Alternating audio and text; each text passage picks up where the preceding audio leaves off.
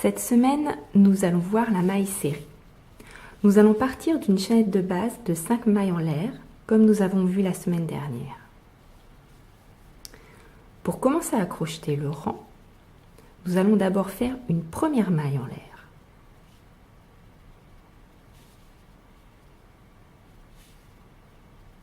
Cette maille en l'air sert uniquement à commencer le rang. Elle ne compte donc pas dans les 5 premières mailles. Maintenant, nous allons commencer à crocheter le rang.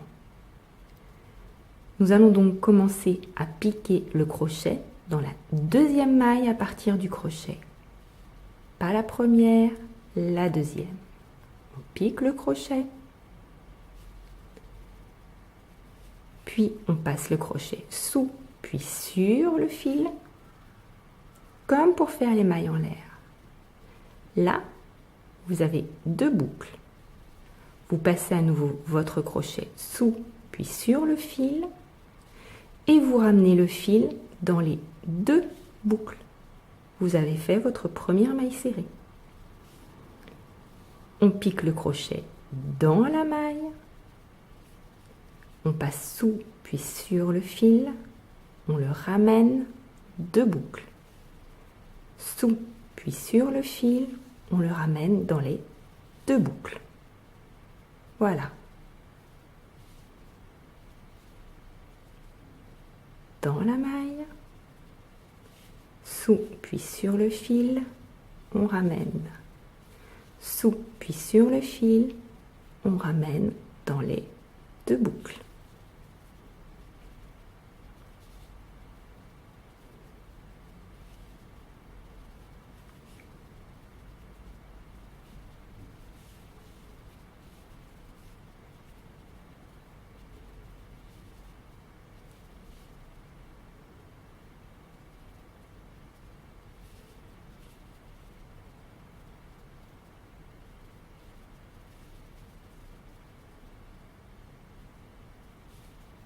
Et voilà, vous avez fait 5 mailles serrées.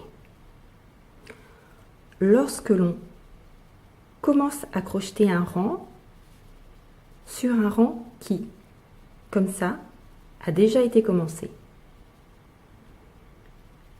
Comme pour le début, on va faire une maille en l'air et vous allez tourner votre ouvrage crocheté.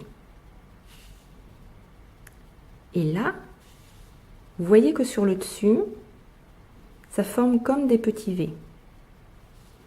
On va piquer le crochet dans la deuxième maille en partant du crochet et juste soulever. Vous passez dessous puis dessus le fil, vous ramenez. Dessous puis dessus le fil et vous ramenez dans les 2 boucles. Soulever, on ramène le fil, dessous puis dessus, et on ramène dans les 2 boucles.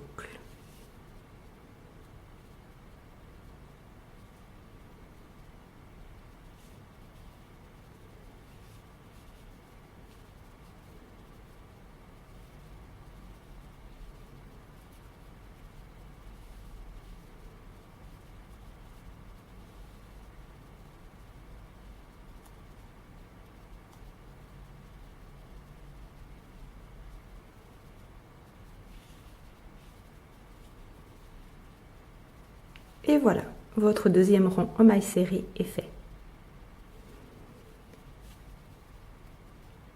Vous vous rendez compte que le geste pour le crochet est toujours le même quand on veut attraper le fil. On passe dessous puis dessus. C'est toujours pareil. Quant à la première maille que l'on fait en début de rang, comme ici si je continue, je refais donc une maille en l'air et je reprends la suite de mon rang. Voilà, vous voyez, vous avez tout de suite avec cette maille en l'air la hauteur désirée pour faire le rang. Cette maille en l'air n'est jamais comptée lorsque l'on commence un rang.